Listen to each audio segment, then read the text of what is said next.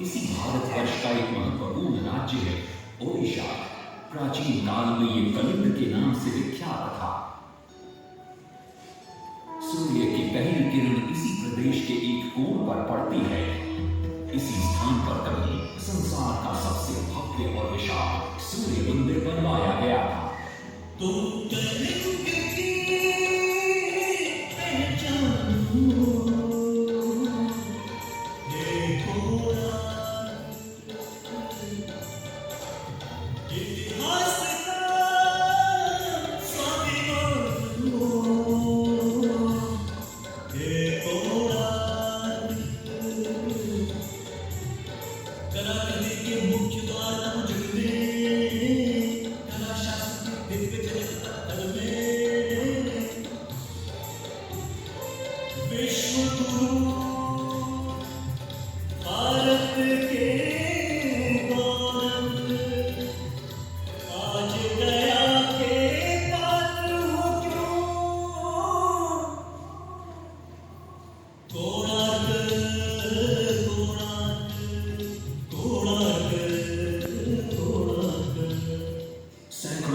पहले की बात है। पुरातात्विक दस्तावेज के तौर पर संग्रहित पुस्तक मादला पांजी और बाड़ा चकड़ा में उल्लेख है कि 13वीं सदी में गंग वंश के राजा लांगुला नरसिंह देव ने इस सूर्य मंदिर का निर्माण करवाया था।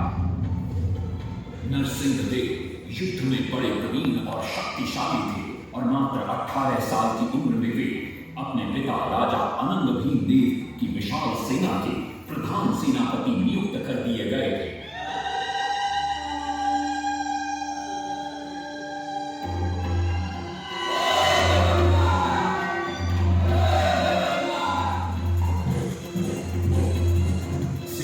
बनने के बाद नरसिंह देव ने अपने कुशल नेतृत्व से दक्षिण के कई आक्रमणकारी राजाओं को युद्ध में हराया।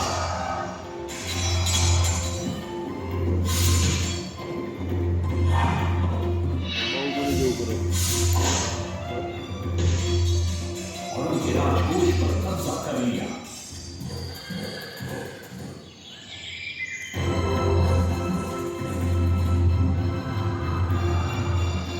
तत्पश्चात उन्होंने विजय पूजा, जिसे आज हम वारंगल के नाम से जानते हैं,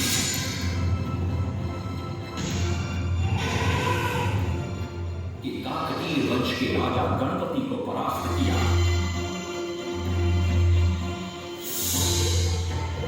और उनके राजकोष पर भी कब्जा कर लिया। 3 वर्षों तक निरंतर युद्ध के पश्चात जब वे बहुत सारी धन संपदा लेकर कलिंग लौटे तो राजमहल में उनका भव्य स्वागत हुआ।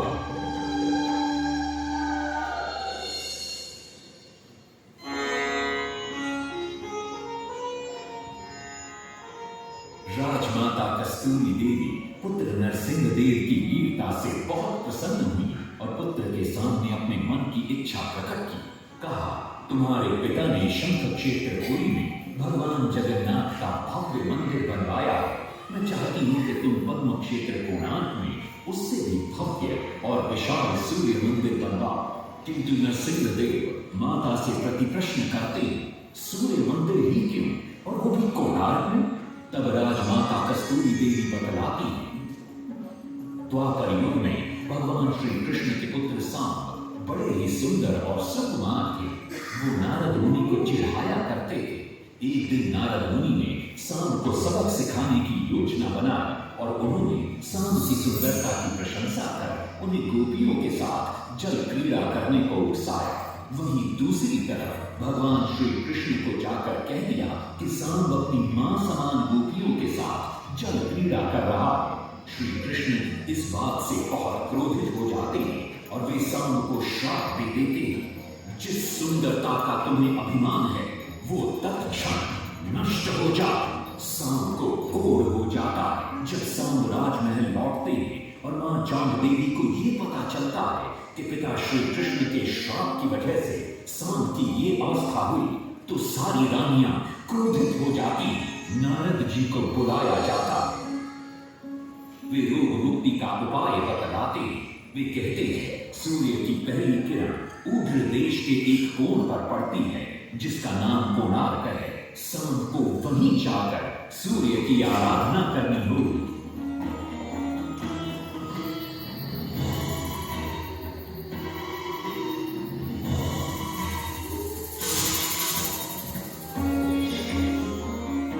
बहुत ही लंबी और कठिन यात्रा के पश्चात शाम अपने सैनिकों और सेवकों के साथ कोणार्क की चंद्रभागा नदी के तट पर पहुंचते हैं और नित्य प्रातः स्नान के बाद सूर्य की आराधना आरंभ करते हैं।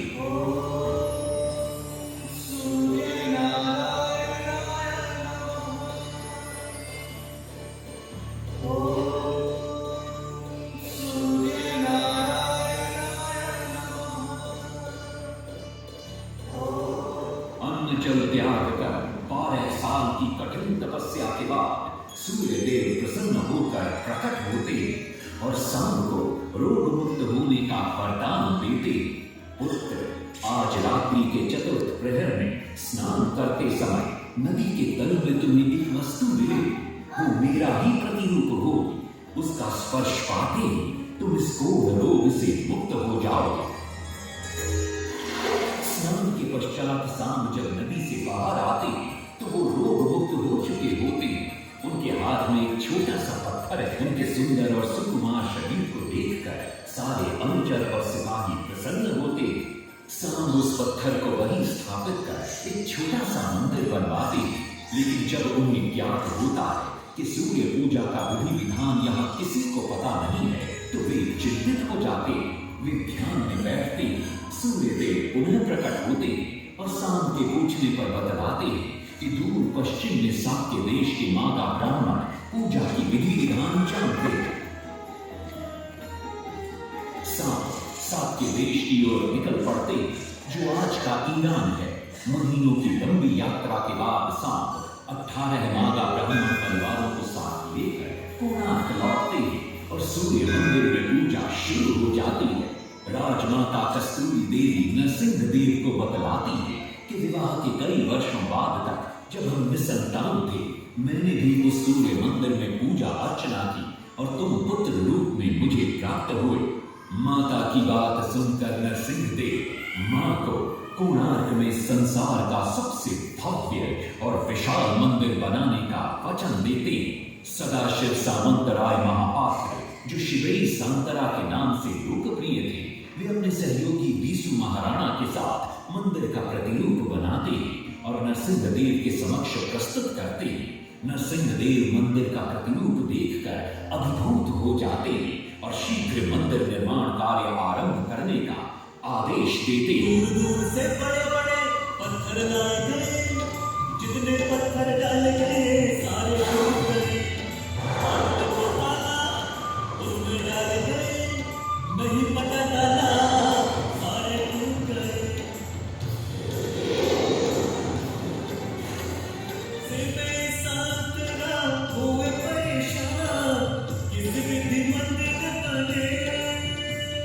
सिपे सांतरा हुए परेशान, किस विधि मंदिर बने।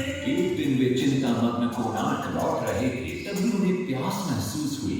उन्हें पास ही में एक कुटिया दिखाई पड़ती है, जहाँ एक बूढ़ी औरत से उनकी भेंट होती है।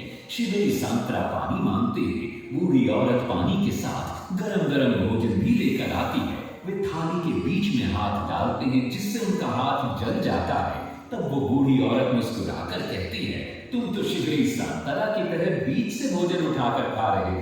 ये सुनकर शिवेरी सांतरा को अपनी भूल का एहसास होता है। माता रामचंद्री ने उपाय सुझाया, समझे सिपे सांतरा।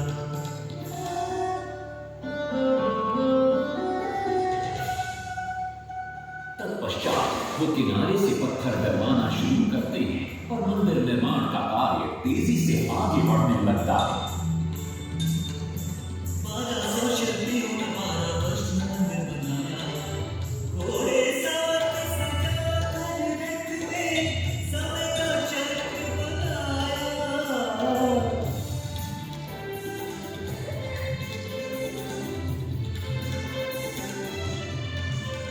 दूसरी तरफ कलिंग के उत्तर के राज्यों के नवाबों के बार बार राज्य पर आक्रमण हो रहे थे।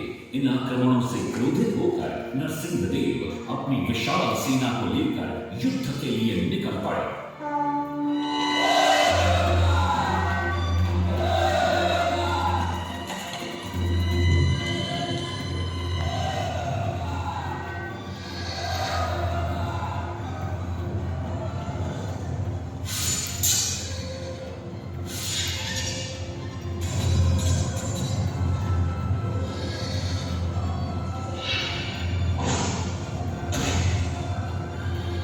शक्तिशाली गौड़बंग के नवाबों को भी युद्ध में परास्त कर दिया और उनसे प्राप्त सारा धन अपने कब्जे में लेकर सूर्य मंदिर के निर्माण कार्य में लगा दिया।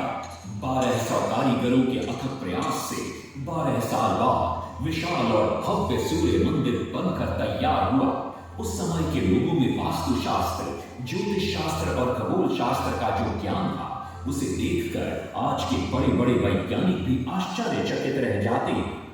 कई प्रयासों के बाद भी मंदिर के गुंबद पर कलश स्थापित नहीं हो पा रहा था। क्रोधित नरसिंहदेव ने आदेश दिया कि कल प्रातः काल तक यदि कलश स्थापित नहीं हुआ तो सबके सर धड़ से अलग कर दिए जाएंगे। सभी शिल्पकार घोर चिंता में डूब जाते।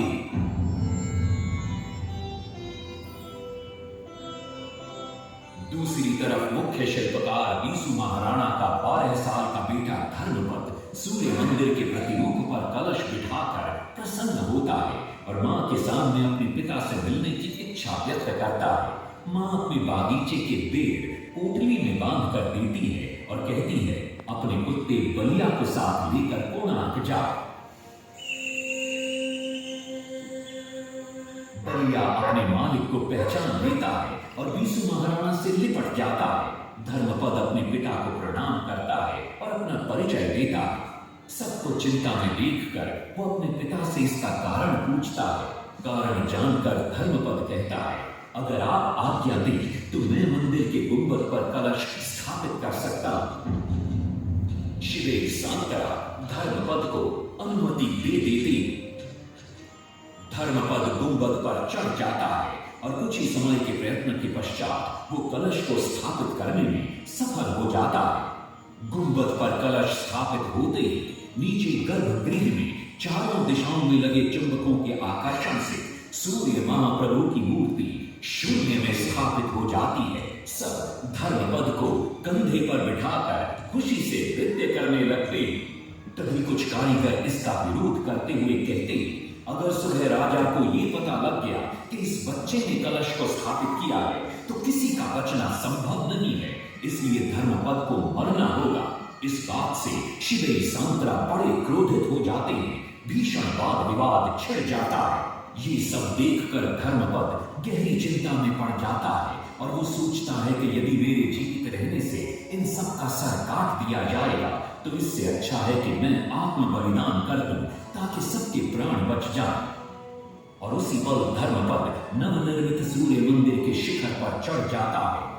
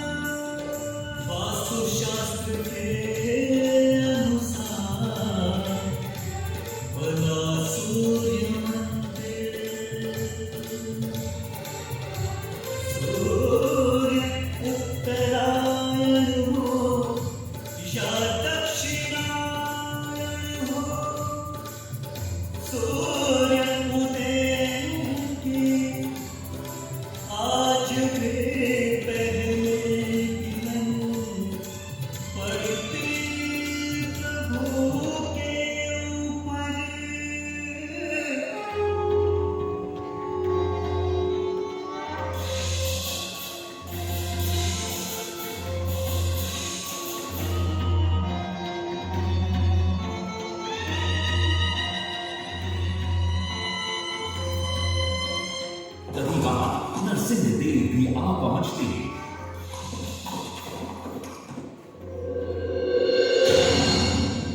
और सूर्य महाप्रभु को शून्य में स्थापित देख वे भी आनंद से भर जाते शिवई सांतरा की भूरी भूरी प्रशंसा करते हैं।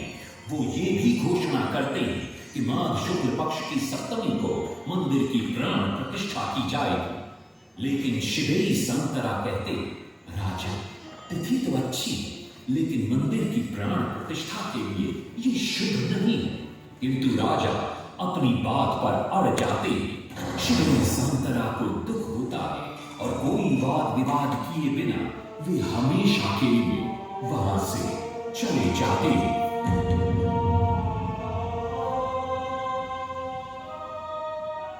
पूर्व निर्धारित तिथि पर मंदिर की प्राण प्रतिष्ठा संपन्न होती है।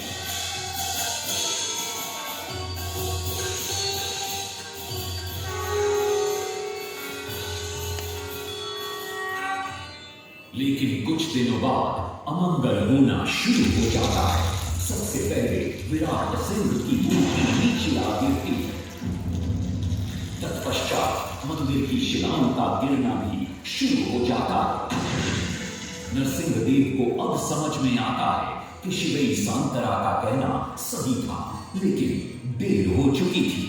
बहुत साल बाद मंदिर के आसपास जंगल उगाए और ये मंदिर घने जंगलों के बीच छुप गया। जब अंग्रेजों ने जंगल के बीच इस मंदिर को देखा तो उन्होंने इसका पुनरुद्धार किया। आज आप उसी विशाल मंदिर के भग्नावशेष देख रहे हैं। ये है इस प्रसिद्ध मंदिर की कथा। अब इस कथा में कितनी सत्यता है और कितनी कल्पना है, ये तो किसी को नहीं मालूम, लेकिन ओडिशा की जनश्रुतियों में यही कथा विद्यमान है।